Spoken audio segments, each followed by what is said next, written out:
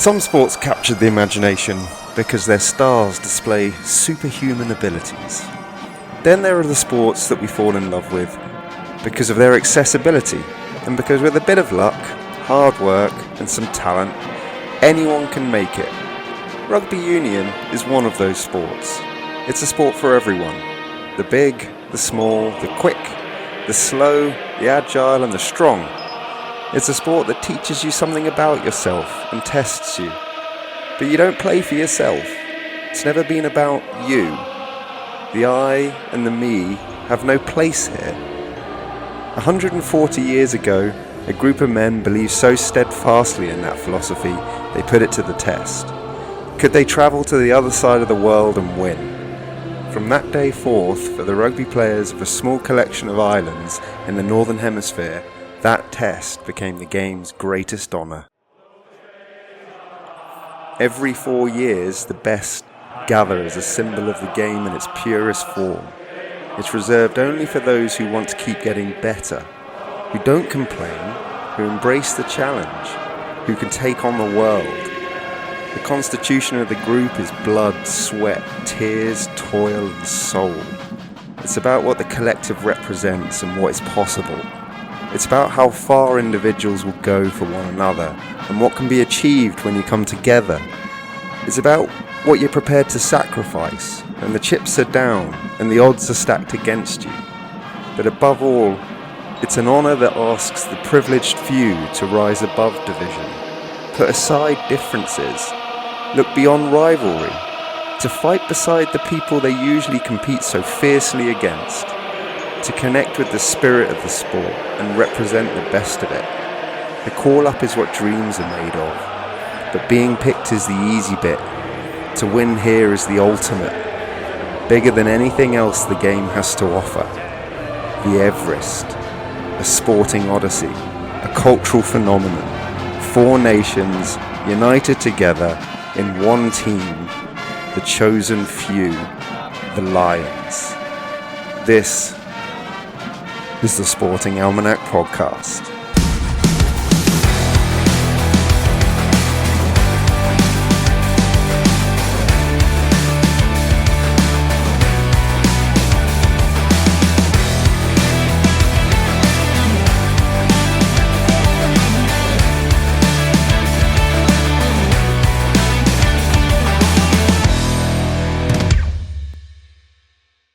Good evening, Jack. Good evening, Ben. And how are you this evening? I'm hot, mate. It's really stuffy. Yeah. How are you? Yeah, not too far away from that. My car doesn't have air conditioning, so driving home was a nightmare today. Yeah. Right. We introed it last week, so should we just dive straight in? We should just dive straight in. As I said last week was mostly on me. This week is mostly on Ben, though I'm going to take a step back, put my microphone down, and let Ben educate me on the British and Irish Lions Rugby Union. Yeah. Thanks for the intro. I'm gonna need your participation for the first little section of this. I just wanted to set the scene a little bit about the sport of rugby, which I think you can contribute to. I probably can. Yeah. You and I have played rugby, not very well, but we've played it. And again, stop selling yourself short. If your levels for not very well didn't reach a professional level, then you've got very high standards. We were good. Okay. We were good amateurs. But that's the point, right? This is a sport that has historically been amateur. Very Indeed, amateur. Yeah. It's got amateur, a long, long history of amateurism. Obviously, it's a professional sport now, but it's only newly professional, having only turned professional in 1995. 30 years, yeah. It's mad. But yeah, actually, I didn't even realise. I didn't pick up on that. It's an anniversary year for it. But prior to that, it was exclusively amateur and dated back to, sort of the late 1800s, really. Everybody knows the famous story of your man picking up a football at rugby and running with it. Yeah, William Webb Ellis, who famously didn't know the rules of football, so decided to pick up the ball and run with it while at rugby school in the mid-19th century. And it stuck. As we mentioned in the FA Cup episode, a lot of different codes of football emerged through the public schools early on, one of which caught on, other than association football, was rugby football, played at rugby school, and here we are. Mm-hmm. That then split into two codes because of professionalism and amateurism. It split into rugby league, which is a professional sport, mostly played in the north of England, and then rugby union, which was steadfastly amateur until, as we say, the end of the 20th century, mostly played in the south and also the extreme north of England, and very much played in Scotland, Ireland and Wales as well, especially Wales. They love it. Yeah, they really do. And I think it's the amateurism for me, though, that has like that pull. And you're probably... It's romantic, isn't it? Yeah, I think you'll relate to this. It's like an affiliation that captures the imagination in the public, It's like, I would say like that sort of passion and stuff still exists in professional sport, but it's diluted by professionalism and commercialism. And I guess like that's probably why the Olympics are so popular. And I think also is probably why rugby, at least at home, like why that sort of love for the game has permeated throughout time. I think it's probably just because... Yeah, people play for fun. Yeah. They play for glory and for the challenge. There's always been amateur sport. It just so happened with rugby union, that the top level of the game was amateur. So what you were watching on TV when you were watching the Five Nations, which is a European international competition. Now it's the Six Nations, Italy as well, but the four home nations and France. Used to play that annually. Well, still play that annually. But we were watching the top level game, even the World Cup, even the first 3 World Cups were wholly amateur events being played in front of tens of thousands of people in these massive international stadiums, paying to watch amateurs play the game, which was a bizarre and ultimately untenable situation, but kind of romantic at the same time.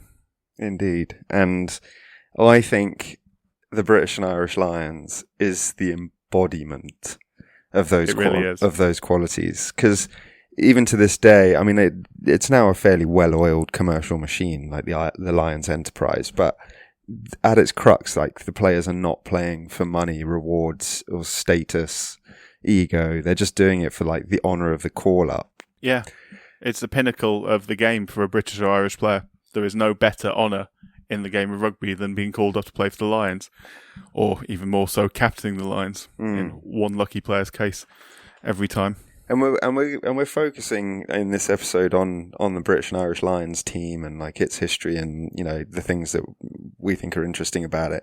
But it's probably also worth mentioning that like because of its legendary status and because of its longevity, there is a reverse to this, and that's like the challenge of playing them. And I think that over time that's become a huge honour for South African rugby players, New Zealand rugby players, All Black, and the hosts of this tour, the Australians, the Wallabies. For a long time, it was effectively like beating Europe. Yes. It's not anymore because French rugby's so big, but it must have been, and still probably is, seen as an enormous challenge, even if you have the advantage of being a cohesive unit against a group of guys that come together for 8 to 12 weeks every 4 years. Well, at any one time, it is likely that, certainly in recent years, less so Scotland they've got better recently, but they've not had a dominant spell. But it's unlikely that at least one of England, Ireland and Wales in the past couple of decades hasn't been one of the best teams in the world at any given time. Now, it might be cyclical. It might be England one year, it might be Ireland the next time. At the moment, Ireland have been quite dominant in rugby, although England are coming back into it a bit more now. Wales aren't. Wales are in a very, very lean spell indeed at the moment, but that's how it works. And the chances of all 4 of those nations being in a down spell is rare, so it's always a challenge for even the likes of New Zealand, who are universally one of the best teams in the world. Across always. All sports, basically. Yeah, like everything they do. Well, no, I mean, in terms of like the success of the All Blacks is like more successful than most teams across all sports. Yeah. In terms of the amount of countries that play rugby, for New Zealand to be as dominant as they has been consistently is rare in any sport. For a long time, because of its amateur status, players used to take time off work to go on the tour. Like some even gave up jobs if they couldn't get time off.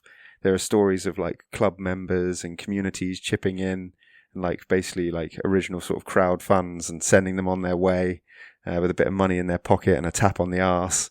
And they didn't get paid. Like they just They just not a penny. went on this great Just some adventure. expenses. Yeah, and off they went to just take on some of the best rugby teams like the world's had to offer over the course of the best part of a century and a half.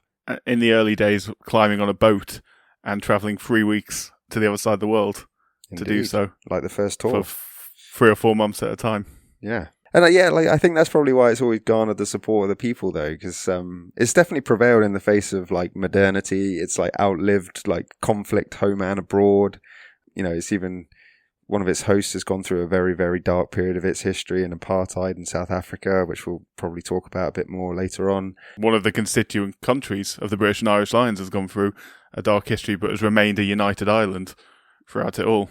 Mate, despite obviously being one of my separated into two countries. Favourite things about the British and Irish Lions is the fact that it's an all-island rugby union. Just rugby generally, yeah. Well, it's an all-island all team. sports apart from football in Ireland are all Ireland. And I just love the fact that, despite the fact that the Troubles went on, there was Easter Risings, the Irish War of Independence from the British state, Irish Civil War, and then the Troubles. Nonetheless, Irish players still kept turning up for the Lions and unifying with people who at times were probably categorised as their enemy, politically speaking, just to go and play some rugby against some guys from South Africa, Australia or New Zealand. I actually think that's absolutely awesome. It is, simply put. Yeah. It's like, obviously there's people who think that, it's sort of a relic of a bygone era and it should be scrapped. But those people are wrong. Frankly, as they tend to be. Those people championing that kind of narrative are always the people that seem to benefit from the idea of it being dropped from the sporting calendar, maybe because you can play more club games and make more ticket sales and stuff like that. I don't know. Rugby union is a sport it has struggled at club level, especially in recent years, especially in England and the United Kingdom generally. It is a sport that has always been superb at an international level, regardless of what's going on at the club level. And the Lions is obviously the pinnacle of that. So regardless of whether there's some romance that has disappeared since it became professional, whether or not the players are as motivated, quote unquote, as they used to be, which I don't believe for a second they're not, it's still a wonderful thing. It still captures the fans. You still see kids, even now, even in the weeks before. I bought my nephew a Lions rugby shirt for his birthday in March, and he was delighted by it. Hopefully he'll be watching. Nice. So it captivates the kids. It's a great addition, this year's shirt. It's good, yeah. And we can talk a little bit, actually. I want to talk about how the kit came about in a little bit, but I thought I'd start first with, as we do a brief history of these things, going back to the beginning, and specifically the first tour, only in brief. I'm not going to labour this point, and I'm not going to try and take anybody or you through every tour the Lions have ever been on. That'd be dumb. It would take forever. But I'm going to start. I mean, it's what I would try to do, to be honest. And this would be a 2.5 hour long episode. Well, oh yeah. Well, that's your want, and you do. I'm getting good at editing. You're very good at the research as well, so it becomes very difficult to focus on any one given period of history when history is so rich. Indeed. But the first tour was in 1888. And it was a squad that toured New Zealand and Australia. I think it was a 21-man squad, off the top of my head, which is very small. That's a tight squad, yeah. Yeah. For a 15-a-side game, very tight squad. Doesn't leave much room for errors. I doubt there were substitutes, but nevertheless. No, I don't know if I'm right about that, but I'm fairly sure it was only a 21-man squad. But anyway, it took 46 days to get there by sea. I think at one point they went a week without seeing the sun because the weather was so bad. And they participated in a 35-match tour once they got there. So they played 19 games in New Zealand and then 16 games in Australia. But there were no tests at that time. So they only played provincial sides, teams from cities, academic sides. And they won 27 of those matches, which is a pretty impressive return. Yep. And then they also, which I think this is a little funny quirk, they played 19 games of Aussie rules. That is bonkers. Yeah. Those sports aren't even, well, they are a bit similar, but the rules are very different. Very different, yeah.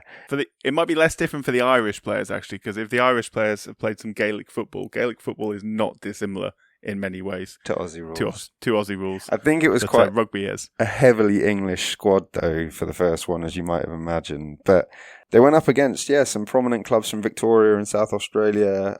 They won 6, weirdly, drew 1, and then Fair enough. lost the rest. And the tour was captained by Robert Seddon. He was the first captain. But after 20 games, he drowned in an accident while sculling on the Hunter River in West Maitland in New South Wales.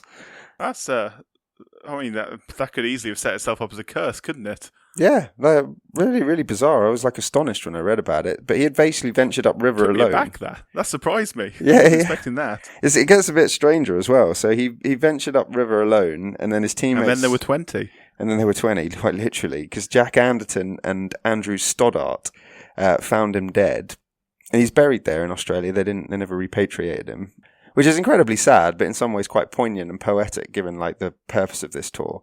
It would have been impossible to without him rotting effectively. Yeah, I know, without pickling him, as was the way, unfortunately. But yeah, so the guy who found him, Andrew Stoddart, he took over the captaincy, and he was also an interesting guy in his own right. He had been capped by England at cricket as well, and he was touring with two other England cricketers, Alfred Shaw and Arthur Shrewsbury, and he opened the batting with the latter. Had a decent England cricket career as well. I think he got 2 tons and 3 50s. He also then went on in 1890 become a founding member of the Barbarians. Oh, really? Yeah. So those who That'll be something we'll have to do one day, yeah. Yeah, and if those who don't know, that's an invitational rugby club, and they're officially called Barbarian FC, but everyone knows them as the Barbarians, and they wear black and white hoops, and you play for them via invite, and it's kind of fun. It's kind of almost like rugby's answer to the Harlem Globetrotters. I was about to say just that, yeah. So the traditional way you play the game for the Barbarians is you play as attacking rugby as possible. You throw it wide. You don't. It's not a game for the forwards. Lots of passing. Some of the greatest tries ever scored have been scored for the Barbarians. And one thing I like about the Barbarians as well is you wear your club socks while playing for them. Mm-hmm. So everyone's wearing different coloured socks, which is fun. Yeah, it's fun. But yeah, sorry. Returning to Mr. Stoddart, he not only did he become a founding member of the Barbarians, he also then later became the Secretary of Queen's, the tennis club. Cool. That is obviously traditionally held as a precursor to Wimbledon, and in fact is going on now. Yes, it's ongoing. Yeah, I believe so.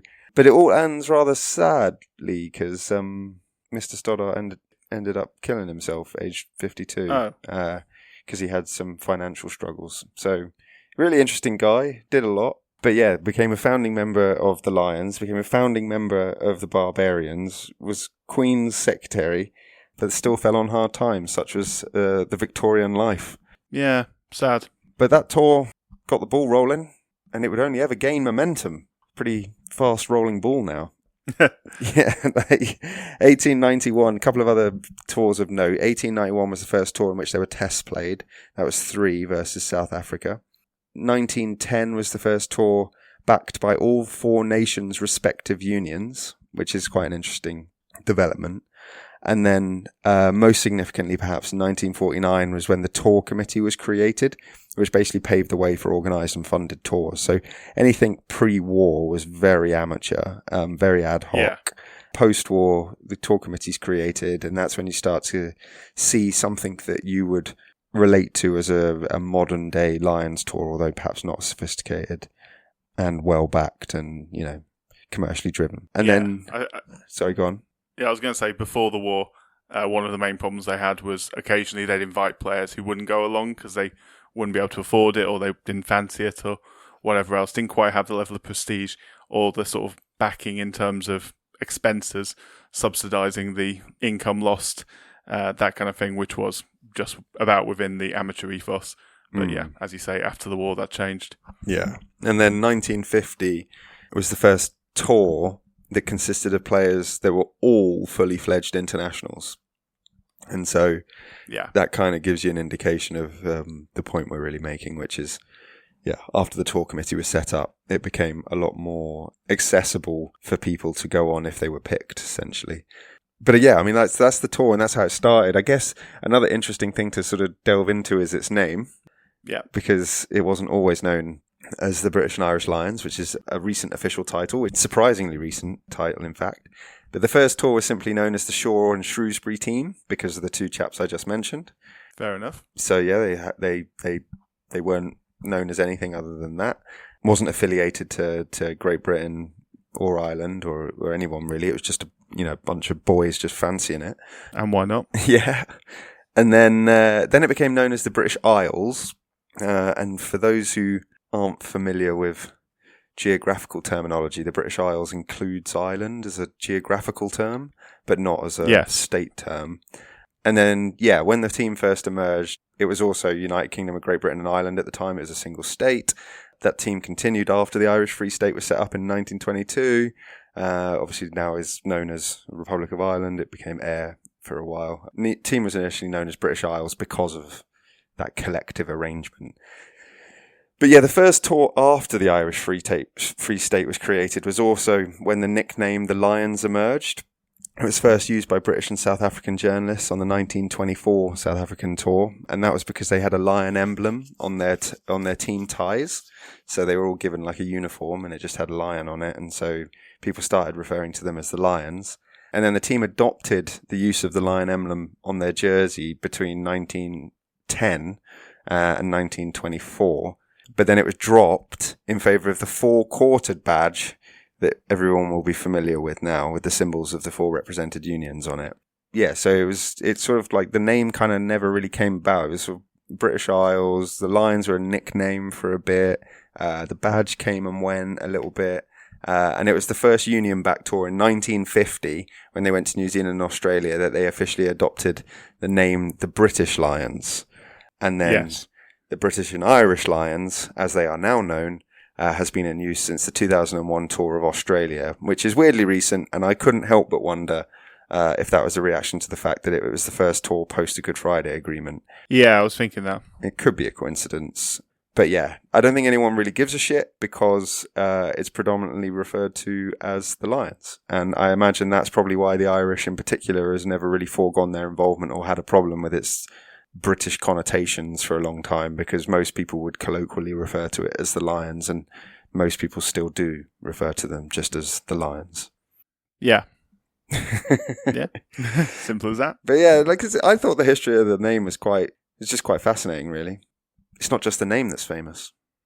They have a rather famous kit that you were just talking about. I do like the kit.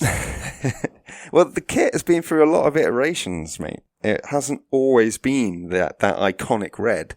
They started with a red, white, and blue hooped jersey, and then they went to red and white hoops, and then they went to blue jerseys from 1910, and that was also the first jersey to have adorned the lion emblem. Yeah. And it stayed blue for a long time. Stayed blue, in fact, until that 1950 tour, which is quite a, you can see how the tour committee have started to have an influence here. So 1950 was when the red jerseys were introduced with white shorts. The green, so the socks are blue and green. The green was introduced in 1930 to complete the representation of colours for all the nations. Yeah. The Irish were the last to be added in terms of the kit's representation. But for more than half a century now, the Lions have worn the same kit, and it now adorns the crest of all four unions, and it's got lions on the back of the normally on the back of the neck. So yeah, and you've seen this year's edition, which is a beauty. It is a beauty, yeah. So red shirts, white shorts, blue socks with green trim, representing the four nations that make it up. It's lovely. I guess it's just morphed into what you would expect it to morph into if it was going to stand the test of time. Fully representational, iconic. Still space for a sponsor's logo. Of course, yeah. Of course. Got to make the money somehow. Exactly. But yeah, the tour itself then, I guess, like we've spoken, that's the history. That's how, you got the kit. That's how you got the badge. That's how you got the name. The tour itself is it's taken a lot of changes. There's a lot of fun stuff that's happened over the years. It now happens every 4 years. There's a 4-year rotation, but that was only introduced in 1989. And as we already mentioned, it rotates between Australia, New Zealand, and South Africa in that order. And we are, as I say, on a Australian cycle. South African tour in 1997 was the first professional tour, which is also weirdly recent, but I guess I'm going to keep saying first one I remember as well. Same. I was going to say, you and I will probably remember Matt Dawson's try and Jerry Gus in the first test, and then Jerry Guscott's drop goal in the second test to win that series 2-1. Yeah. I mean, the Lions don't have a particularly good record, actually. I mean, it's probably worth talking about that now. I reckon some of these statistics are going to blow your mind a little bit. So I'm interested in what you think about it. So no, go. I love statistics. Yeah, so we're going to poised. We're going to Australia, but we have a good record in Australia, like a very good record. So we have a 77% win rate in Australia. And we won our most recent tour there in 2013, winning 2-1, absolutely demolishing the Wallabies in the third test. The first two were quite close, and I think Curtly Beale slipped, taking a penalty in the second test, which was... sorry, that might have been the first test, actually. And, in the first test, Yeah, which would have won them the game, and he missed it. And then the Aussies did win the second game. So leave it finely poised, but Brian O'Driscoll famously dropped, and then we dismantled them by 40 points to something. So yeah, looking forward to the Aussie tour. We traditionally do well there, but let's see if it's more of the same this year. South Africa, though, not quite as good. We have a 28% win rate in South Africa. 28? Yeah. God. And that's worse than I thought it was going to be. Yeah. Especially historically. Yeah. Yeah. And that has surprised me. I'd have thought it would be about 50-50. Yeah. Well, it's not. No. It's quite distinctly lose every 3 and 4. We've not won there since 97. No. Albeit when we did win there, South Africa were world champions, having won in 1995. Yeah. But that brings us to New Zealand. They were world champions, but last 2 times we've been there as well. Yeah, and this is actually something, before we get on to New Zealand, this is actually something that occurs quite frequently because of the prestige of the Lions Tour, I guess. I suspect there's a degree of coincidence. I don't want to give us, our team too much credit. But it does seem as though the Southern Hemisphere sides target Lions Tour cycles, and therefore you often see a very strong New Zealand, South Africa, or Australia, depending on the year in which the Lions are touring there, aligning quite nicely with those countries' successes in World Cups.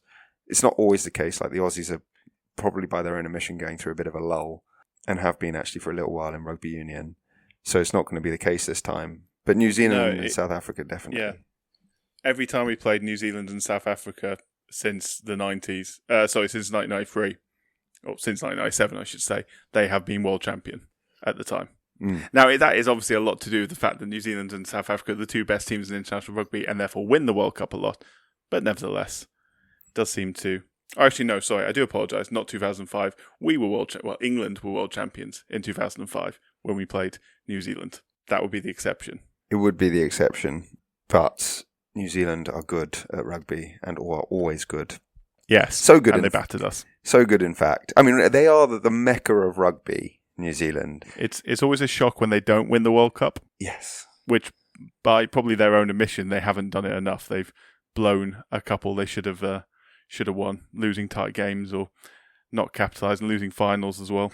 Maybe the only exception to that is perhaps this current South African side, which is incredible. Yes, they are. But anyhow, how often do you think the Lions have won in New Zealand? It's going to be a lot less than 28%, I suspect. Maybe 15%? The Lions have an 8% win rate. That is absolutely mental. Single figures in 140 years. That's, I mean, they're a good team. Give them credit. And we have to go to them. It's always a home game for them. We have to go to the other side of the world, often by boat in the old days. Indeed. But that's still ridiculous. It is absolutely ridiculous. I mean, we're going to talk a little bit more about New Zealand's dominance over the Lions because I just want to delve into a couple of more legendary tours in due course. But before I do that, it's probably worth mentioning that Lions don't just play the touring nation. They often play warm-up games against other nations. And this Friday, in fact, they are playing Argentina in Dublin. It's not the first time they've played Argentina. They've played Argentina 7 times, three official tests. Nice. They have an 85% win rate against them, but have never lost. So they've won 6, drawn 1, and they have won all 3 tests. So a lot on the line, to be fair, for the Lions. Like you don't want to get They're off, a good team. You don't want to get off to a losing start. Yeah, and this Argentinian side will be better than perhaps Argentinian sides of years gone by because it's now very popular in Argentina and an ever-growing sport there. And they're playing very high-level games every year. Now they're in the Rugby Championship. Rugby Championship, yeah. Mm-hmm. But yeah, I've got some other fun tidbits for you about other nations they've played. We've played Canada, France, and Japan once, and won all 4 of those games. France is random. I think France is more random than Canada or Japan. Actually, Canada's not that random, to be fair. They played Japan very recently, actually, before the last tour, I think. And I think they played France on the way back from one of the tours back in the day where it was a little bit more ad hoc. Do you know what? Something really fun, though. This is genuinely fun, mainly because the nation I'm about to mention also has an extremely long and proud history in rugby, particularly in the short format of the game. The Lions have played Fiji on one occasion, and they lost 25-21. Which means... Can happen to anyone. That's a good team. What it also means that Fiji are the only side with a 100% win rate over the Lions. They're the only side that the Lions have played and never beaten. And and they're the only side, other than New Zealand, South Africa and Australia, to have beaten the Lions.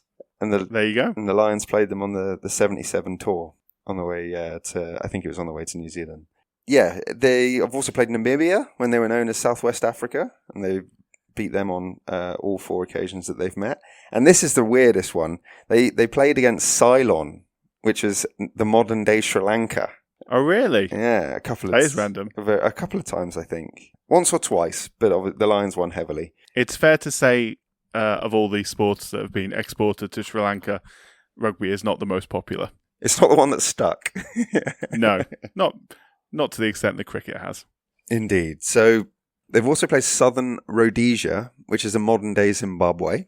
Played them 9 times, won 9 times. And they also played East Africa, which was a side made up of Kenyans, Ugandans and Tanzanians. Predominantly Kenyans, I believe. And they won 4 from 4. So, yeah, the Lions play... they kind of play everyone else, really. And have a very, very strong record against everyone, except for Fiji, who are... unbeatable. Obviously. Yeah.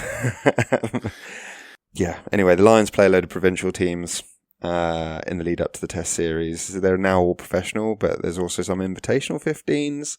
And it tends to lead to a midweek side forming and a Test side emerging as the tour goes on. So that's like the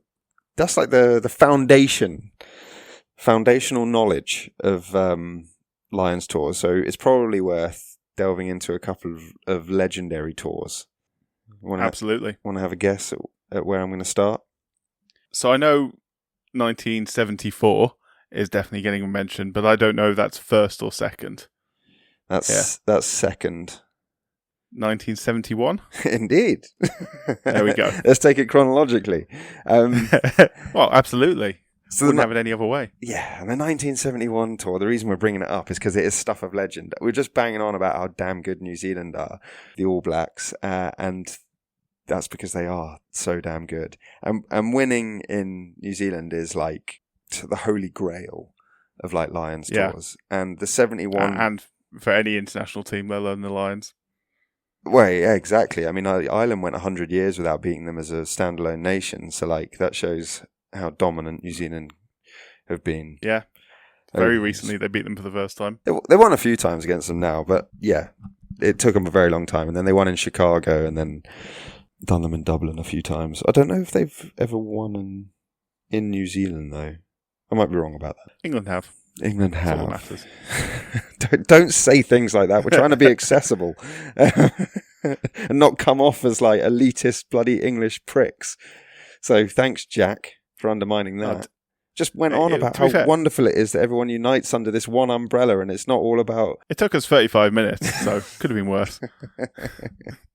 No, I know. Well, we might as well... I apologise. If we have the reputation, we might as well live up to it occasionally. Yes, okay, the 71 tour, captained by Grand Slam winning Welsh captain John Dawes, a 4-time Lion from one tour himself. The squad was widely considered to be one of the best Lions teams ever assembled, included the likes of Barry John, JPR Williams, Gareth Edwards. You've heard these names if you're interested in rugby. They're all Welsh because the Welsh were bloody incredible in the 70s. Yes, they were. And it was definitely the best backs division ever assembled. So some think that the 74 Lions had... better forwards, but as I say, the Welsh had won the Grand Slam in what was then the Five Nations, so it was heavily dominated by Welsh players. And the context going into this tour was the Lions had never won in 5 previous tours to New Zealand. They'd lost 4-0 in 66 on the last occasion that they went over there, and they'd also only ever won 2 test matches in the preceding, 80 years. They'd won one in 1930 and one in 1959. And by contrast, this was the end of a golden era, even by New Zealand standards. So from 1959, when they beat the Lions 3-1 on one of their tours, they were the dominant team in the world right up until the 71 tour. In fact, they had only lost 4 tests in the 1960s, the entire decade, and 2 of those defeats were in the first 6 months of that decade. That's ridiculous. So between 1961 and 1969, they only lost twice. So they had at least 7 unbeaten seasons. Mm-hmm. And that's incredible. Between 1965 and 1970, they won 17 tests in a row, which was a record that would stand until 1998 when South Africa surpassed it. The only blot, if you like, on the record was that whilst they were incredibly dominant, they were coming off the back of a 3-1 defeat in their last series in South Africa, which brought an end to that incredible run of victories. So that's the context. Lions never won there. So they were vulnerable. They were a little bit vulnerable. Lions have still never won there. They'd only ever won 2 test matches there, and they were going up against the team. And the first game finished 9-3 to the Lions in Dunedin, very closely fought, and the Lions just edging it out. And that obviously was cause for optimism for Lions fans and players alike, because I think they sort of got in their own heads that you couldn't win in New Zealand, but this Welsh team was extremely good. It was full of generational talents, and they sort of got it in their minds that, maybe New Zealand could be beaten. However, in the second test, they got obliterated. Back down to earth. Yeah. They lost 22-12 in Christchurch. I say obliterated. The reason I say that is because the scoring system was slightly different, and I think it was 5 tries to 2. It was 3 points for a try, so 5 points for a converted try at that point, I think. Right, and then it became 4, I think, in the 70s, and then 5. Only 5, I think, after the 91 World Cup, maybe 1992, 1993. It became 5. Well, that makes sense. Fairly recent. So it was it was a humbling, and I think the Lions conceded that they may have got overconfident after their first test match victory there in however long. So 1-1 going into the third, and then the Lions won the third test 13-3 in a sort of a similar game to the first test where the Lions got back to basics, and that was in Wellington. But this was in an era where there were four tests in the series rather than 3. So ordinarily that would have been enough to get you the series victory, but not on this occasion. So they went to the 4th with obviously New Zealand needing to win in order to save the series and the Lions needing to avoid defeat. And with with the scores tied 11-all, Lions fullback JPR Williams received the ball 45 metres out and attempted a drop goal. It was successful, put the Lions 14-11 up. It was the only drop goal that Williams has ever hit in his test career. And it's nice. It's an actual monster. If you have a look at it, it's on YouTube. And that gave the Lions the edge going into sort of the death. But New Zealand managed to level the scores, but couldn't find a winner. And it finished 14-all at Eden Park, which is one of the great rugby venues, which meant that the Lions won the series 2-1. With 1 drawn in a best of 4, going down as legends because they are the only Lions team to ever win a series in New Zealand, which is pretty incredible. It is mad. And it was so close a few years ago, last time we played there, a drawn series in New Zealand. It was, yeah. And we could probably count ourselves a little fortunate that it was drawn, though, because there was definitely a penalty in the last minute that the referee just didn't fancy giving. I choose to not remember that, apparently, because I forgot about that. It was off the restart. I think we got a penalty to level the scores, and then off that restart, it was no time left, and someone tackled someone in the air or something like that. I might be misremembering slightly, but it should have been a penalty. Well, if the ref doesn't give it, it's not a penalty. Well, exactly. So the Lions 71 folklore stuff, but it didn't end there. The very next tour. No, it did not. 1974 to South Africa, infamous for the 99 call. Huh. Yeah, and because of the period of time in which they toured there. The Lions toured South Africa in the midst of apartheid, which, for those who aren't familiar with the history of apartheid, ran from 1948 until the early 1990s. It was pretty entrenched stuff, like apartheid, pretty abhorrent. So entrenched, in fact, that when New Zealand toured post-war in the late 1940s, none of the Maori players were allowed to enter South Africa to play. Nelson Mandela was in prison. Yeah. Yeah. From 1950, it was illegal to marry or even pursue casual sexual relations across racial lines. I mean, you want some more context of how bad things were in South Africa at the time? Between 1960 and 83, 3.5 million black Africans were removed from their homes and forced into segregated neighborhoods by law in one of the biggest mass evictions in history. The Truth and Reconciliation Commission found that there were 7,000 political deaths between 1948 and 1989. And now, if you're thinking to yourselves, oh, 7,000, yeah, that's a high number, but over that period of time, that's not that big a deal.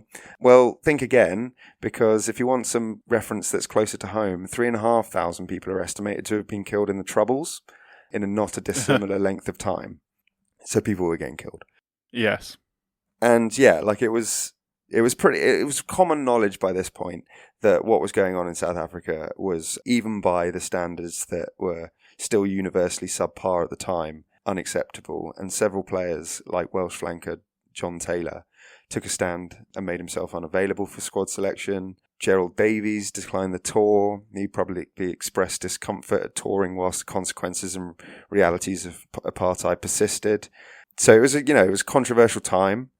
Yeah, in very, very challenging circumstances, such that, as is the case on certain occasions, when these things really do get, untenable, so people understandably take a moral stand against these things.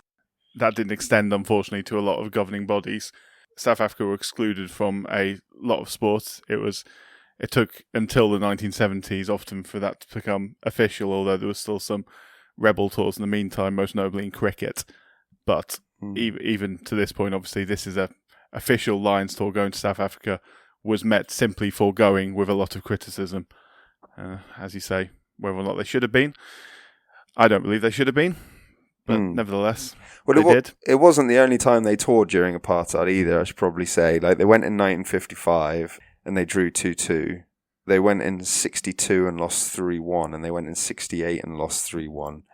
The point that you're making, mate, is spot on, and it eventually did come to fruition. I think they toured once more after this tour in 80, and then they didn't go back again. I say they didn't go back again. That sounds as though they took a greater stand than perhaps is the case, because they were only due to go back once more, maybe. But they did forego that tour and didn't go. So eventually they did reach that threshold, but it took them perhaps too long. To be fair, at the time, there was still people in Parliament describing Nelson Mandela as a terrorist. There was still people within Britain and British establishment who weren't anywhere near anti-South African.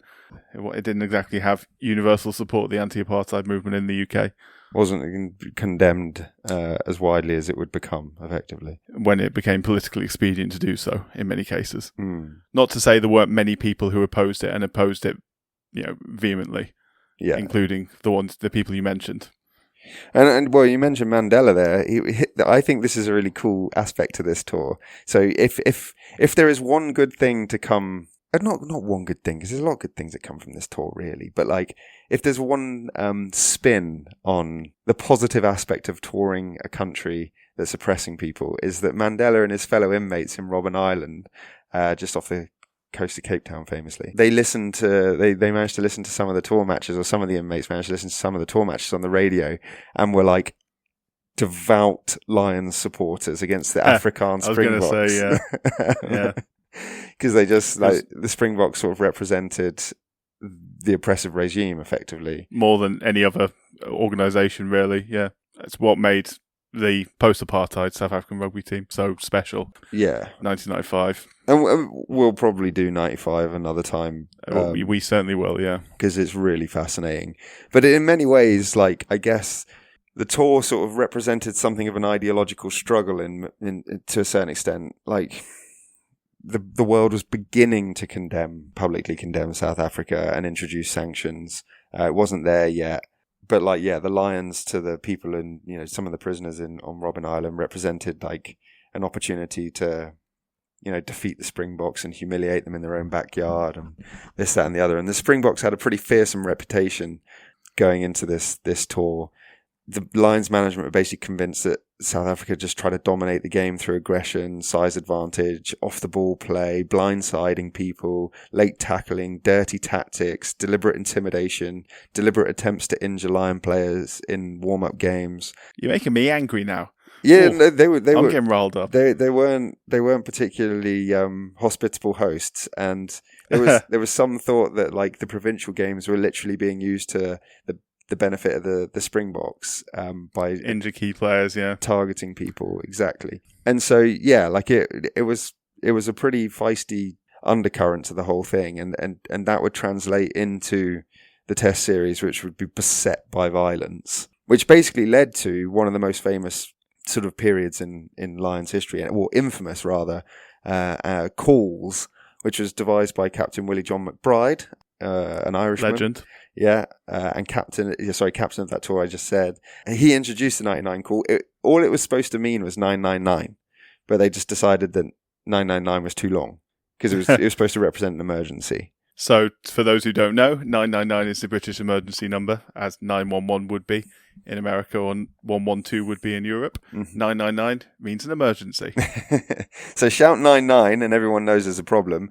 And what it was supposed to effectively implement was like a mantra of an attack on one is an attack on all. Yeah. And I love this. This is Willie John McBride saying, the idea was that the referee would be unlikely to send us all off. Fair enough. So yeah, it was pretty feisty stuff, and there's some pretty insane videos on YouTube if anybody wants to see it. I think the Battle of Boet Erasmus Stadium, I might be mispronouncing that, in Port Elizabeth, is basically one of the most violent matches in rugby history. And there's a great video clip of JPR Williams, the man responsible for the drop goal earlier, who was a legendary Welsh fullback and 8-time Lion. Yes, he was. Running over half the length of the pitch to launch himself at Moana van Heerden after a 99 call was made. Now, I don't think that JPR Williams had a reputation for being a particularly aggressive or unpleasant man, which is what I think fullbacks don't tend to. So I think that's why it garnered, like, you know, the notoriety that it did. And that resulted in a Lions victory, 26-9, so it obviously worked.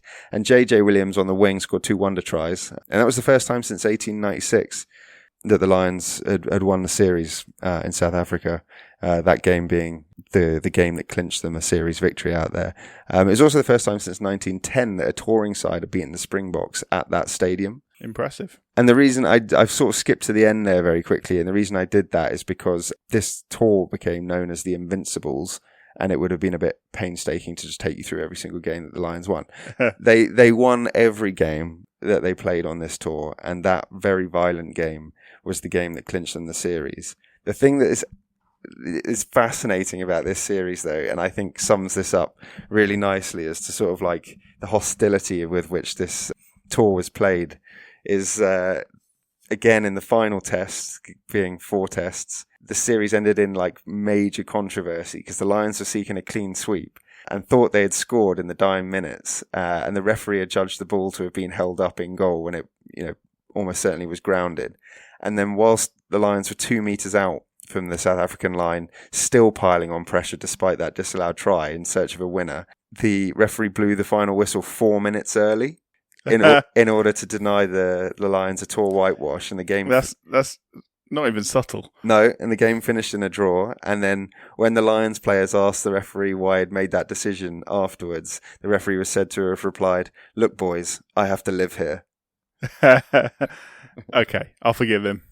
Yeah, and South Africa hadn't lost a home test series since 1958 against France, although they hadn't played a test series in the 2 years prior to the Lions' arrival in 74. But that's not to belittle the achievement, because Danny Craven, I think that's how you pronounce his name, he was the South African head coach at the time. He said that the 1974 Lions were the greatest team to ever visit South Africa. Yeah. And so, yeah, those 2 tours combined, like, probably represent the golden era of Lions rugby, achieving the the near impossible, basically beating New Zealand first, who were, the team to beat, and then going to South Africa and being the team that had beaten New Zealand most recently, and the other dominant team in the sport at the time, and with a fearsome home reputation. I would say if there's one thing worse than being clean swept in a 4-match test series, it's having to cheat to draw one of those matches once you've already lost it. Not even to win it, just to get a draw out of it. Yeah, no. Humiliation. That is ultimate. But I mean, that team was pretty incredible. Like, I mentioned some of the guys who didn't tour, but those that did included Ian McGeechan, who would go on also to be a legendary Lions coach, JJ Williams, who scored a heap of tries, JPR, who I've also mentioned already a couple of times, Gareth Edwards, who I mentioned before as well, like legendary Welshman, and as we've already mentioned, captain by Willie John McBride. So like, a major outfit, and they're said to have taken like I mentioned earlier when we were talking about the 71 tour, the greatest forwards in Lions history are said to have been on the 74 tour. Yeah, don't always get credit, the forwards, but they do an important job, Ben. Don't you ever forget that. I know better than most. Yeah, we already mentioned it. I won't dwell on it because we could do loads on the tours themselves. But the only other tour that's worth mentioning is the 97 tour because of the reasons we already discussed. And we've already mentioned that it was both of our first memories of the Lions. But it was the first time they'd been back since 80, and it was the first professional tour. Mandela was now president. South Africa are now world champions. The Lions were captained by Martin Johnson and led by Ian McGeechan. Francois Pienaar, unfortunately, wasn't playing. He had just sort of left the team, really. But nonetheless, the South Africans were still favourites. I think Sports Illustrated said that the Lions arrived in South Africa, rated by their own media, South African media and supporters, as nothing more than rank underdogs. A nice bunch of blokes who were making a bit of history, and in doing so, winning friends rather than matches. Yes, that seems... Yeah, you could put it that way, or you could put it saying the core of that team, backed up by a bunch of Englishmen, who would go on to win the World Cup 5 or 6 years later, as well as a lot of talented Irish, Scottish and Welsh players around them. But, whatever, we'll see. Yeah, and then, well, we know what happens because we've already mentioned it, but the Lions won 2-1. They went 2-0 up, basically. Matt Dawson scored a very good try in the first test, and then Jerry Guscott famously with the drop goal in the second to win it. Those are some highlights of the tours, and there's just whets the appetite for this one. Hopefully, whets the appetite. Love it. But yeah, like before, it was like I do this every time when we go through these things. I mean, we've done a little bit of the history, set a bit of the context. We've explained how the name got here. We've explained how the kit got here. Explained a little bit about the tour, explained taking people through some of the legendary tours. The only thing that's left to do is talk about some individual Lions. Absolutely. And there's been some incredible stories, and I know that you're quite keen to talk about some people, but there's been some incredible stories. Most Lions throughout history are just ordinary blokes that led extraordinary lives, and there's a long military history with the Lions. Many brave men have pulled on the famous jersey. A couple of examples. Tommy Crean is an Irishman who was a Lion in South Africa in 1896. He won the Victoria Cross in the Boer War. Alexander Todd was an Englishman. He was a Lion in South Africa in 1896. He died at Ypres in World War One. Matthew Molyneux, Lion in 86, won the Military Cross during the First World War. Eric Milroy, a Scot, was a Lion in 1910. He died at the Somme.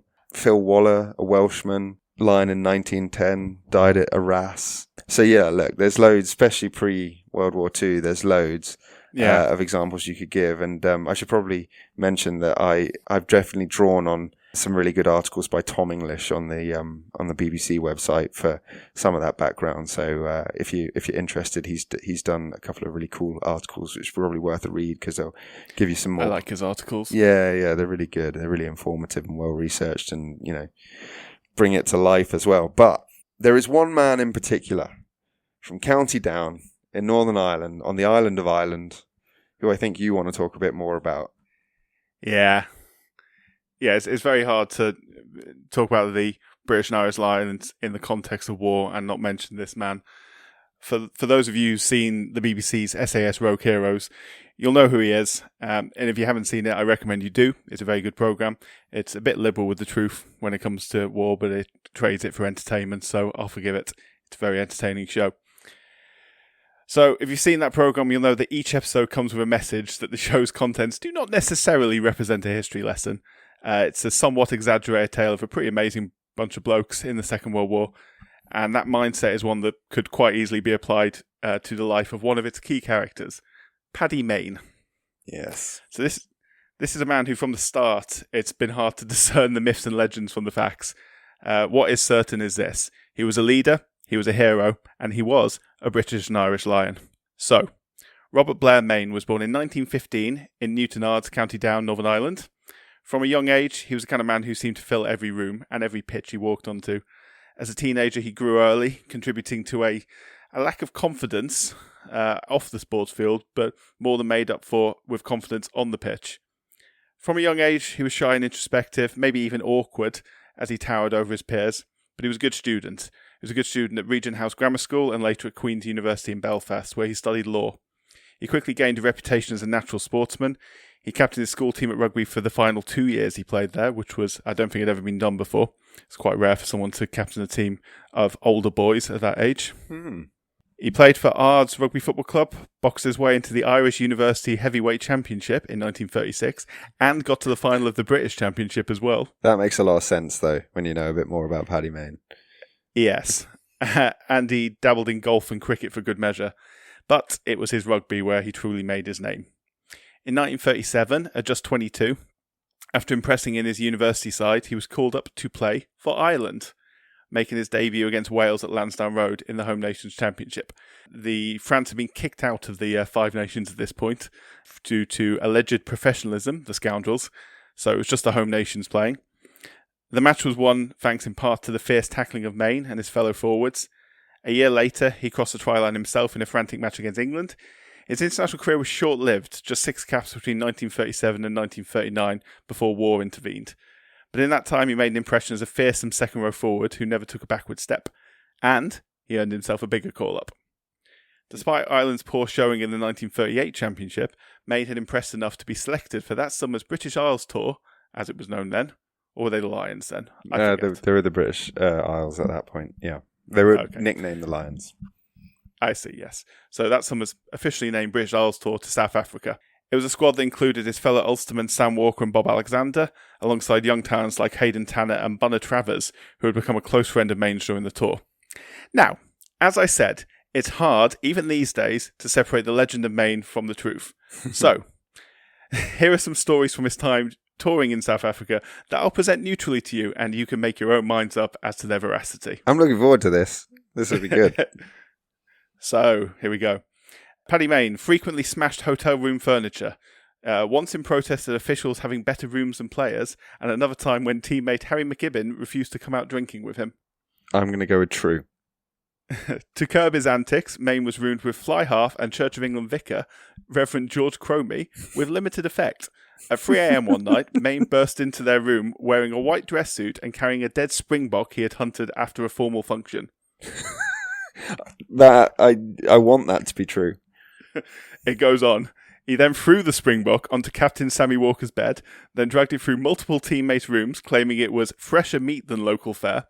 England's Jim Unwin actually injured himself scrambling away from it in the dark and missed matches because of it. He then impaled the carcass on the South African manager's railings with a note, "A gift of fresh meat from the British Isles touring team." That I actually could believe is true.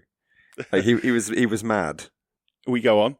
Mayne and Welsh hooker Bunner Travers befriended 2 convicts building stands at Ellis Park, then returned with bolt cutters and cloves to spring them from jail later that evening.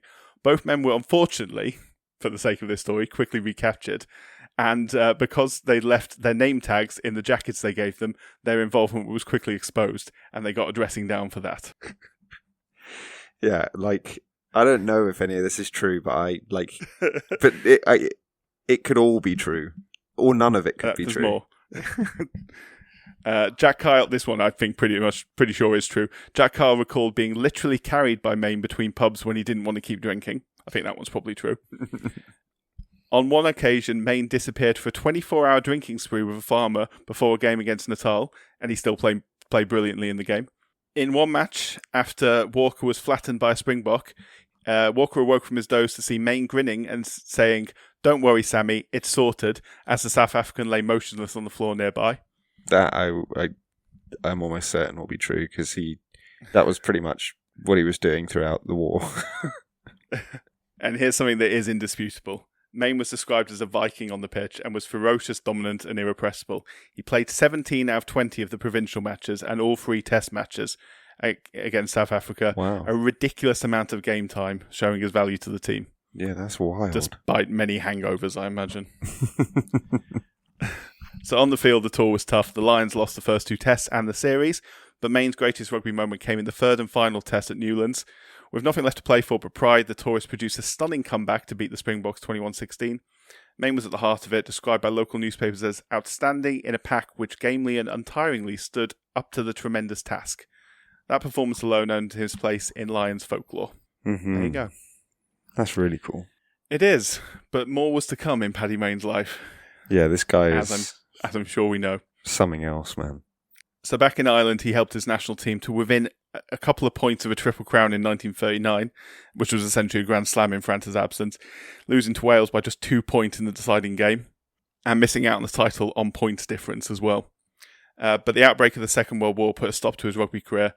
By then, Mayne had already been part of an army reservist group with the Royal Ulster Rifles and received a commission into the Royal Artillery as a second lieutenant early in the war.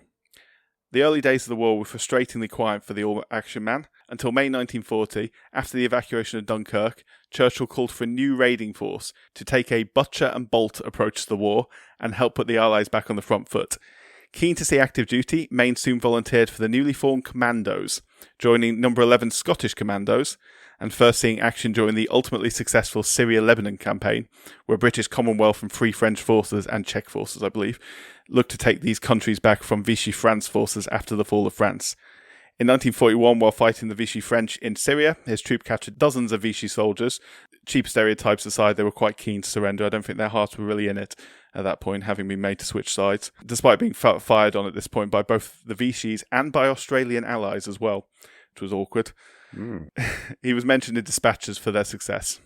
But the campaign was costly. Mentioned in dispatches. Love it. Yeah. Carry on. Yeah, I love it. The campaign was costly due to the loss of many officers, including its commander, Major Dick Pedder. The unit was disbanded, and the majority of its men formed a new troop under Lieutenant Colonel Geoffrey Keyes, the son of Admiral of the Fleet Roger Keyes, who Mayne had a very strained relationship with, shall we say. It is Mayne's difficult relationship with Keyes and authority in general which leads to one of the most enduring myths about him, that he was believed to have punched a superior officer and landed himself fatefully in a military jail. Some say this officer was Keyes, others say it was Major Charles Napier. An incident with Napier definitely did occur, with Mayne apparently furious after Napier shot his dog in his absence. Whoa. Yeah, I would be furious. Yeah. If someone shot my dog, they're getting knocked out. Yeah. Even if it results in me getting knocked out. Yeah, well, one thing that is recorded is, I mean, Paddy Mayne was 6'3" and I think 95 kilograms. He wasn't getting knocked out by anyone. And used to box at a very high level, you said. Yes. It. I think Mayne won that fight, shall we say. But if the story about him ending up in military jail is to be believed, while this could have been the end of his war, it was instead the beginning of the most extraordinary chapter of his life, when he was apparently given a timely rescue from jail by one Captain David Stirling, who offered him a chance to join the SAS instead. Regardless of the veracity of this particular tale, which is probably bollocks, what is certainly true is that Mayne's close friend from the Royal Ulster Rifles and No. 11 Commando, Lieutenant Owen McGonigal, had recommended him to Captain Stirling, and the founder of the brand new Special Air Service liked what he saw in Mayne and recruited him for his bold new vision of Special Forces welfare. The SAS was formed. Is that what they called it? A bold new vision? I think it was called many things in its early days, but I think that's probably one of the more generous among them. So the SAS was formed as a commando force to operate behind enemy lines in the North African campaign. Initially consisted of just 60 men and 5 officers, including Stirling, Mayne, and a technically creative officer called Jock Lewis. inventor of the Lewis bomb, a compact bomb small enough to be carried by a commando but packing enough punch to take out an aircraft on the ground, which was important for what they were doing. So the SAS were part raiding force and part disinformation, with their identity being linked to an already existing fake paratrooper regiment named the 1st Special Air Service Brigade, with the real thing acting as L detachment and as proof to the enemy that the much larger fake unit existed. Their first mission was a disaster, only 22 men returning to base and the rest killed or captured. But they began to find success with the aid of the long-range desert group transporting them, and they began targeting air bases in Libya. Mayne was a leading force in these hit-and-run ground attacks behind enemy lines in North Africa. In one legendary raid on Tamat, him and his men destroyed 24 German aircraft, with Mayne even, apparently, ripping the control panel from one with his bare hands, having run out of bombs. And allegedly that did happen, that one. That was plan B in these circumstances. That operation turned the tide for the SAS and earned him his first Distinguished Service Order, DSO. Yeah. Which is a very, very high Medal of Merit for leadership under enemy fire. It's the highest you can get apart from the Victoria Cross, right? Yeah, pretty much, And if you don't get normally you don't get the Victoria Cross unless you're dead. More people have been awarded it posthumously than whilst alive, I think. Yeah. By the end of the North Africa campaign, Mayne and his men were credited with destroying about 100 enemy planes, but the campaign came at a cost to the service, with casualties including Jock Lewis killed by a strafing enemy aircraft, as well as the capture of their CO, David Stirling. The SAS was reorganised after that into the Special Raiding Squadron, SRS, and the Special Boat Squadron, SBS, with Mayne, now a major, commanding the SRS. In 1943, he led amphibious assaults in Sicily and Italy, capturing or killing over 700 enemy troops and winning a bar for his DSO. So I should explain, you don't get given a second DSO, you're given bars for it. So you can get a bar, you can get 2 bars. Any more than that is extremely rare indeed. Yes. This guy. He got a bar for his DSO, having personally led his men from the landing craft under heavy machine gun fire. A lead-by-example style of command that had his men still revering him, even decades later when they were interviewed. His unit suffered heavy losses, in no small due to Hitler's commando order, ordering all commandos caught would be treated as spies and executed without trial. He was affected deeply by the deaths of his men and the challenges of war as much as anyone would be. Despite his bravery in the face of danger, he was a deeply sensitive man, more inclined to reading a book of poetry alone than hanging out in the mess. When he drank to excess and released what appeared to David Stirling to be a lot of pent-up energy, which he attributed to a well of unfilled creative energy. Others have speculated, somewhat without foundation, short of rumour, may have been connected to repressed homosexuality, given his introspective nature and his shyness around the opposite sex. He never married, but he did write of attraction to women in his personal diary, so it may well have just been a symptom of his introverted nature rather than a romantic aversion. But nevertheless. In 1944, now commander of the reformed 1st SAS Regiment and promoted to lieutenant colonel, he spearheaded operations from D-Day through France, the Netherlands, Belgium and Germany, often working alongside local resistance fighters. His leadership, brave arguably to the point of reckless abandon, earned him a 3rd DSO, so a 2nd bar on his DSO. To quote a single line from this DSO citation, it was entirely due to Lieutenant Colonel Mayne's fine leadership and example and his utter disregard for danger that the unit was able to achieve such striking successes. But it was his next medal that most demonstrated his capabilities and which led to some lasting controversy too. On the 9th of April 1945, just a month before the end of the war, near Oldenburg inside Germany, Mayne rescued a number of his men who'd been pinned down in a ditch following an ambush, taking casualties from enemy snipers. During this action, Mayne drove off or killed all the snipers who were within a nearby farm building. He then dealt with an enemy formation situated within a patch of woodland by coolly driving up and down the adjacent road in a jeep, while his gunner poured fire onto the German positions. Another officer wrote that the only explanation how Mayne was not killed was the sheer audacity and daring which he showed in driving his jeep across their field of fire momentarily bewildered the enemy. That reminds me of Spears. Yeah, it does a bit. Yeah, from Band of Brothers. He was recommended for the Victoria Cross by none other than Field Marshal Bernard Montgomery. Even King George VI is said to have supported it, but the VC was downgraded to a 4th DSO. Officially, no reason was ever given. Unofficially, some believe his lack of respect for military protocol, his reputation for hard drinking and unpredictability, or possibly even him just simply being an Irishman had cost him the ultimate honour. Some have even suggested those rumours about his sexuality may have contributed to it, but regardless of why, his contemporaries didn't understand the snub then, and many people since have formed campaigns to try to this day to get him his VC, without success at this point. Yeah, like colloquially, like people basically sort of suggest that he's completely worthy of it. They just couldn't be seen to be rewarding him individually. So after the war, Mayne struggled to settle in civilian life. A back injury suffered during the war ended any realistic chance of resuming a rugby career. In fact, he struggled to even watch rugby matches, such was the pain he was in. He joined a Falkland Islands and Antarctic expedition in 1945, but had to leave it early on account of his back. He returned to Northern Ireland and seldom discussed his wartime exploits or his medals won, which by this point included the French Légion d'honneur and the Croix de Guerre, two massively high honours given by the French government, and took on the quieter role of solicitor and later secretary of the Law Society of Northern Ireland. It never quite suited him like rugby and war did. On the night of December the 13th, 1955, Paddy Mayne was driving back from a heavy night when he struck a farm vehicle and telegraph pole. Was killed instantly. Hundreds paid their respect to his funeral, and stories of his exploits on the rugby field and in war were told many times over in Newtownards through the years, where in 1997 a statue to him was dedicated, not holding a rifle or a rugby ball, but holding a book of poetry, which I think is very nice. Yeah, that is nice. Yeah, Paddy Mayne lived more than his 40 years than most would in 100, a man of staggering achievement, immense contradictions, and enduring mystery. A legend of the SAS, an Irish hero, and a British and Irish lion.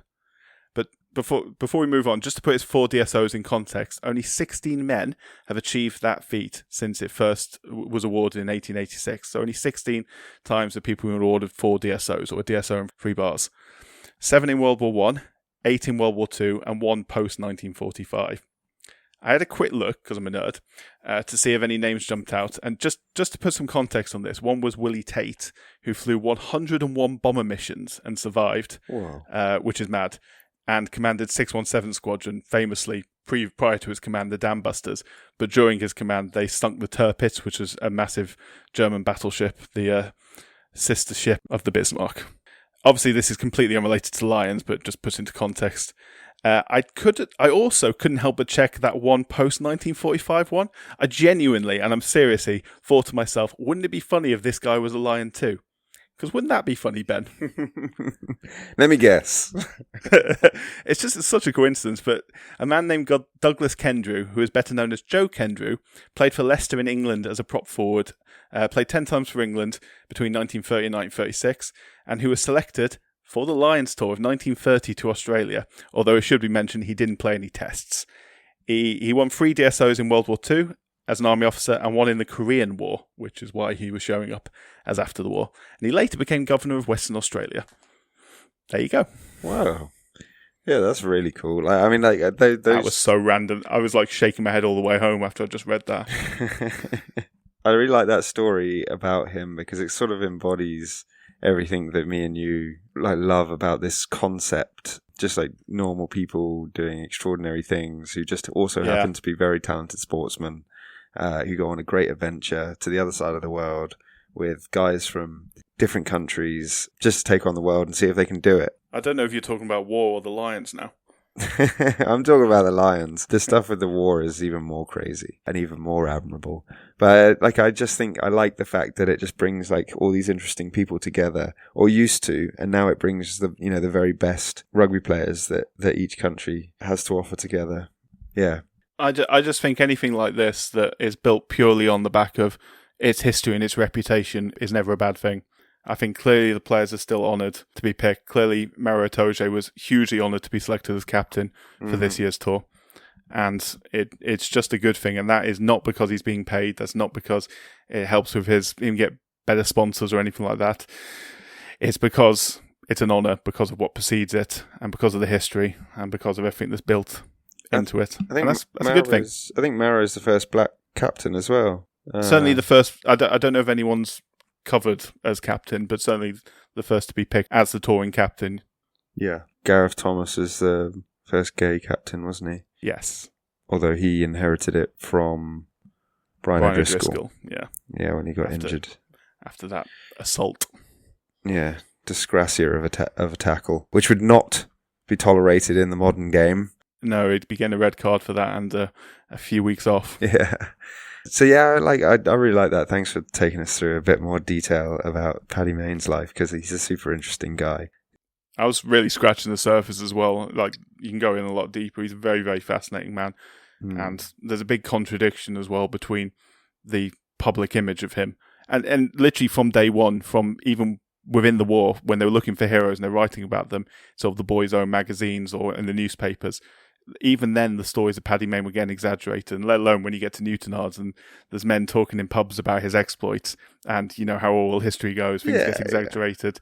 You can tell why heroic tales form through all history, and Paddy Mayne's an example for that. And this, I think the series Rogue Heroes is so appropriate in that it just kind of continues that tradition whilst acknowledging it, and it doesn't make Paddy Mayne any less interesting that, you know, he probably wasn't in jail at the time he first spoke to David Sterling. He's still a hero, and he's still an incredibly interesting, complex, troubled, but heroic man. Like a gargantuan version of that. You know, there's been you don't have to go to those lengths to sort of be respected and be revered. And particularly not in the context of this, Lions tours. Yeah. You can just do it through your rugby. There have been some really amazing people that have played for the Lions, and we already mentioned one of them, who I guess is worth another mention, just because he is the most capped Lion, Willie John McBride.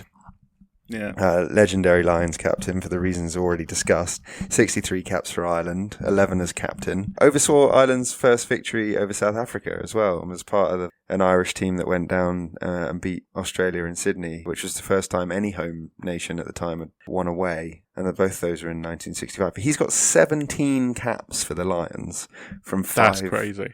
From 5 tours in 62, 66, 68, 71 and 74, with obviously those 71 and 74 tours being stuff of absolute legend. Yeah, winning in New Zealand and captaining the Invincibles. Yeah, you could not mention him up top, not with that record. No. And then there's a couple of other people that are probably worth mentioning in the caps department. I mean, Alan Wynne-Jones has got 12. Yeah. Which is pretty... Is it two tours as captain, or do you just do one as captain? Oh, that's a good... Or was it Sam Warburton who had 2 as captain? That's a good... Well, Warburton definitely did 2. I'm just having a look at how many tours Alan Wynne went on. I think he went on 3. Both of them did 2 tours as captain. Oh, no, sorry, I do apologise. So Warburton started 2 tours as captain, but Alan Wynne-Jones finished the tour after Warburton got injured. So Warburton's had 2, but Alan Wynne-Jones has had 1.5, I guess. And he's actually been on 4 tours. He went on the 2021 South Africa tour as well, but that was the one where he'd done his shoulder and joined up late. So yeah, Alan Wynne, another legend. Gareth Edwards is one of the all-time great rugby players. Legendary Welsh scrum half, youngest ever Welsh captain at 20, 53 caps, 7-time 5 Nations winner and 3-time Grand Slam, 10-time Lion, nice. Also 71 and 74 tourist. So yeah, I don't really need to say much more about Gareth Edwards. One of the ones that really surprised me, and I'm doing people disservice here because it's people like Tony O'Reilly and Mike Gibson, 2 Irish guys on the wing and centre respectively, got a load of caps as well. Graham Price. But the one that really surprised me is Mako Vunipola has got 9 caps.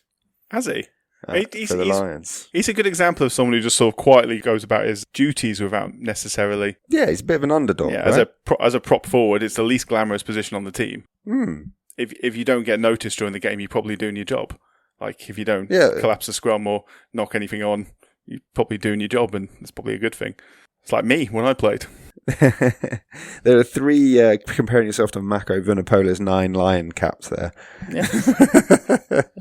I'm only teasing you. I'm taller than him. That's not saying much. Yeah, there's 3 props in the top 10 cap Lions of all time, actually. Mako Vunipola, Sid Miller, an Irishman, both got 9, and the aforementioned Graham Price of Wales with 12. Nice. The most points, though, is like a long list of like who's who in British and Irish Lions history. Do you guess who's got the most points? Who's got the most points? Neil Jenkins? Was it Johnny Wilkinson? Neil Jenkins is 6th. He has 41 points from 4 caps. Ron O'Gara? No, not even in the top 10. Is he not? Owen Farrell? Owen Farrell is 8th with 34 from 6. Okay, put me out my misery. You mentioned Wilkinson. He's 2nd, but only just 67 from 6. First is Gavin Hastings. Oh, of course. 69 from 7. But he'll have scored some tries as well, more than the rest. Yeah, I think Wilkinson has the most test points, though. Hastings won a tour, though. He won in Australia in 89. Wilkinson never won. Went on the 2001 and 2005 tours, where we lost to Australia and New Zealand, respectively. That 2005 tour, just since it's come up, that's the best rugby team I've ever seen play rugby. That New Zealand team that annihilated us. And Dan Carter, I can't remember which test it was in now, but it was he scored a hat-trick in one of the games, and that man made me fall head over heels in love with rugby, even at a time where I already loved it. It's an absurdly iconic team, that 2005 New Zealand team. Like, again, to our age, that was when we were probably most in our lives in love with rugby. I've never enjoyed watching my team get so humiliated before. It was an honour to see them get humiliated. It was so good, that All Blacks team. But yeah, lots of major names coming up in the points. Phil Bennett is in there, legendary Welsh 10. Lee Halfpenny and Stephen Jones are the two that probably have quite a few more points than you'd imagine. Halfpenny's 4th and Stephen Jones 3rd. Yeah, fair enough. On the all-time list. Barry John is right up there as well. Most tries. Want to have a guess? You won't get this, I don't think. I've actually already mentioned him, but I doubt you'll get it. I mentioned him in the caps rather than the points. Just tell me. I'll be thinking forever. Tony O'Reilly on the wing. Yeah, no, I wouldn't have got that. But the other one that's right up there is JJ Williams, who's a legendary Welsh winger. He's got 5 tries and 7 caps. There's just so many great stories, so many legends. Like, if you're playing for the Lions, you're already gun. So, like, if you then make your name as a Lion, then you are entering, like, legendary status. Jerry Gusker, as an example, played many, many times for England, had great success, won Grand Slams. Mm-hmm. He will never be remembered for anything more than he's remembered for that winning drop goal that sealed the 1997 Lions tour. Absolutely. You can say the same about that Warren Gatland's Welsh team and their association with the last victory in Australia. Yeah.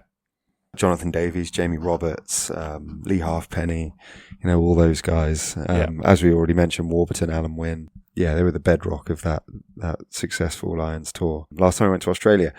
The last thing to mention is the coaches, I think. Yeah. It's pretty. There haven't actually been that many, and some of them are really iconic. Guy who's been the coach of the Lions the most is Ian McGeechan. Yes. 4 times, 89, 93, 97 and 2009. And he's got a record of 1-2, lost 2. So he won in 89 and 97 and lost in 93 and 2009. Only just in 2009, Ronan O'Gara with his concussion. Oh, God, yeah. Sean Edwards, just kick it out. Why didn't he kick it out? There's only 20 seconds to go. It's probably because he's got a severe head injury, Sean. And in the modern game, probably wouldn't have been on the pitch. Yeah. For those who don't know, I'm referencing the time where the Lions were winning by a point or 2, and Ronan O'Gara basically did a high kick down the middle of the field known as a Gary Owen and tried to regather his own kick, and in doing so tackled the South African in the air, which you are not allowed to do, resulting in a penalty at the halfway line, which was kicked by South Africa with the last kick of the game to win the game and therefore the series 2-1. Yes. On such fine margins are these things decided. It was approximately the worst thing you could have done in the situation, I would say. But Ronan O'Gara is a much, much, much more talented player and now coach than I'll ever be. So, that's sometimes the hand you're dealt and the way the chips fall. You don't know how pressure and concussion affects a man. No. So McGeechan, also the most successful with those 2 wins. Gatland has 1.5 wins because he drew in New Zealand, which is the closest we've ever come to winning there, apart from our 1 victory in 71. So that is not to be scoffed at, even if everybody talks about how underwhelming it was.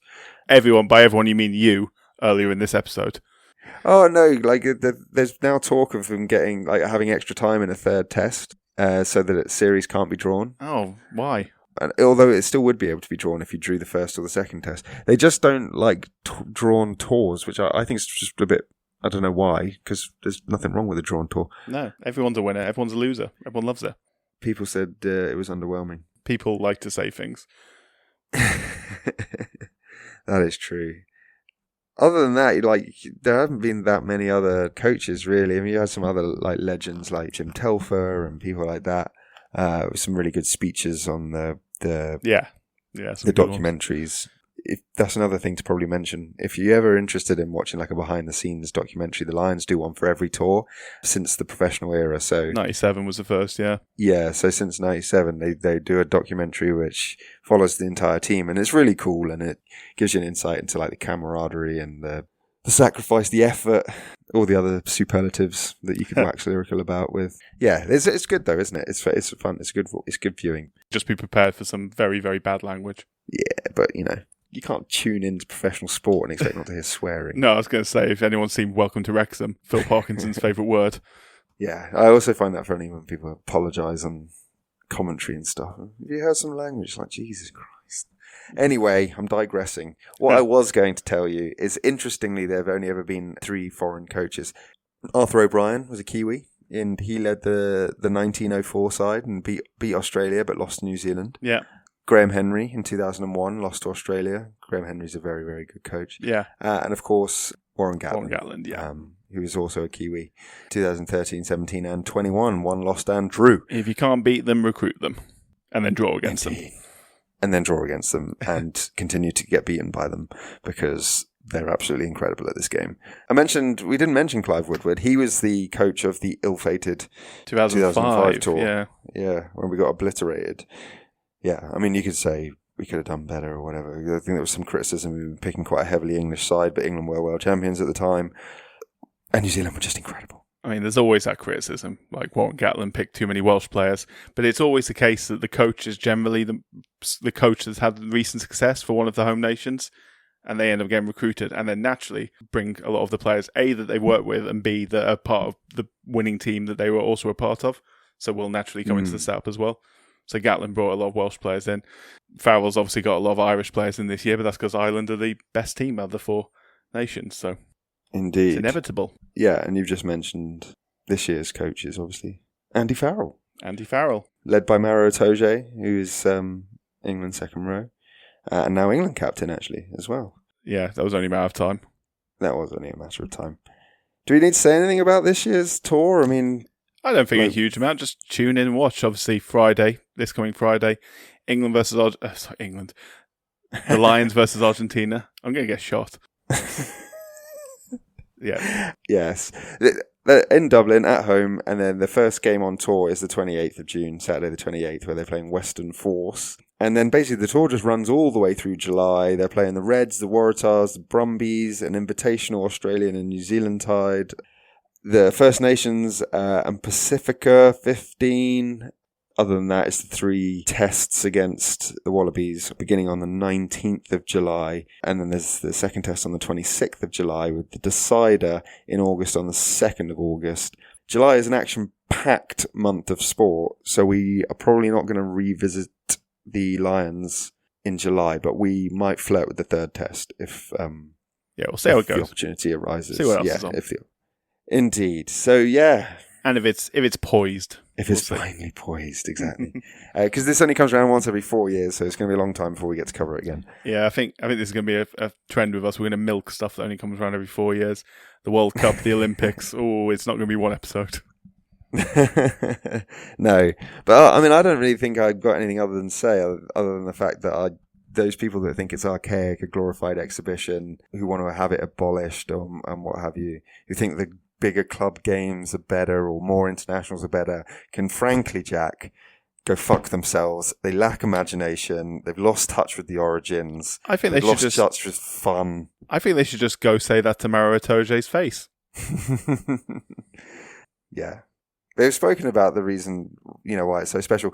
The one thing I haven't done, and maybe this is a nice way to end it, and it's probably in keeping with the history of the Lions, is we haven't mentioned women. And that is because... if you hadn't, I would have. But go ahead. There has never been a British and Irish Lions women's tour, at least until now. They were set up in 2024, and their first tour will be in 2027 to New Zealand, and we will be there. What, literally? I mean, if you're buying the tickets...